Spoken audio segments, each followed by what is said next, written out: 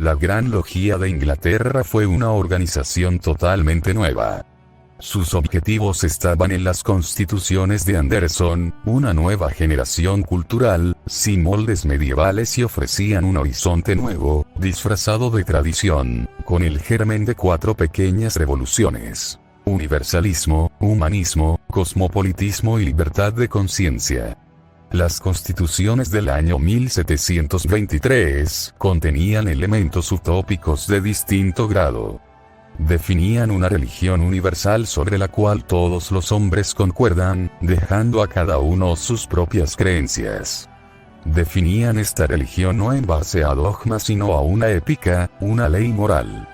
La ruptura con los esquemas medievales no era explícita, pero sí clara. Mientras las corporaciones medievales exigían de sus miembros una profesión de fe cristiana, las constituciones los liberaba de esta obligación.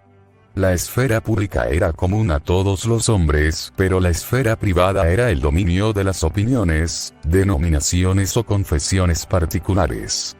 En el 1738, el Vaticano emitió la primera bula papal, manifestando su preocupación por la confusión teológica que reinaba en las logias. En el mismo año se publicó una segunda versión de las constituciones, en la que se reafirmaba el respeto a la libertad de conciencia y remitían al común origen de la humanidad, antes de sus separaciones en confesiones, idiomas y naciones. El epicentro, representado por la Gran Logia de Inglaterra, irradió y se fueron autoconstituyendo nuevas grandes logias nacionales en Francia, Irlanda y Escocia. Con el tiempo, las diseminaciones europeas se intensificaron. La expulsión de protestantes de distintos lugares de Europa a fines del siglo XVII llevó a una población laboriosa e instruida a afincarse en los Países Bajos, Suiza, Inglaterra y aún Sudáfrica y América. Inglaterra era un modelo único en el mundo. El Estado surgido de la Revolución de 1688-1689 era la única monarquía parlamentaria, dotada de algunos elementos del Estado de Derecho, y había logrado la unificación con Escocia, hasta entonces tradicional aliada de la Francia católica, liberalizando el derecho de publicación y expresión, desarrollando la prensa y la intervención indirecta de grupos ascendentes, aunque fueran excluidos del sistema político. Todo esto llevó a la formación de una incipiente sociedad civil moderna, particularmente en Londres y en menor medida en Ámsterdam y París. Se multiplicaban los círculos literarios, salones, cenáculos, clubes, cafés, etc., donde se mezclaban personas de diversos orígenes e intereses, aristócratas y burgueses. Algunas de estas asociaciones se inventaban rituales fantasiosos y orígenes antiguos, como lo hicieron luego las primeras masonerías. Estas sociedades parecían inocuas, pero la crítica moral, literaria o científica erosionaba la tradición y limitaba el tradicional monopolio de la monarquía o de la Iglesia en la definición de lo bueno, lo bello, lo verdadero y lo justo. Poco a poco se instalaban hábitos sociales fundados en la razón crítica, el libre examen y la duda filosófica, esbozados desde el siglo XVII. Con el tiempo las personas adquirían funciones de control político sobre la esfera pública. El espíritu de las constituciones reflejaba el universalismo científico de la Royal Society y del mundo asociativo, dando paso a la era de la razón. Pensadores preconizaban un método científico basado no en las creencias sino en el libre examen, la experiencia, la observación y la inducción. Esos principios adquirieron un ascendiente total entre los espíritus más capaces.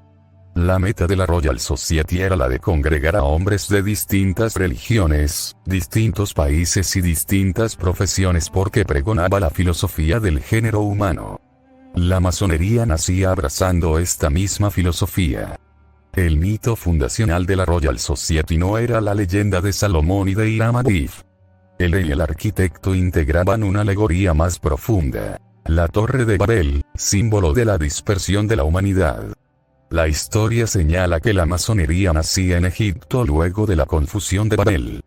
El relato integraba una alegoría, con un sentido profundo. La humanidad es una sola, pese a su fragmentación lingüística, religiosa y política, con las ciencias y artes como patrimonio común.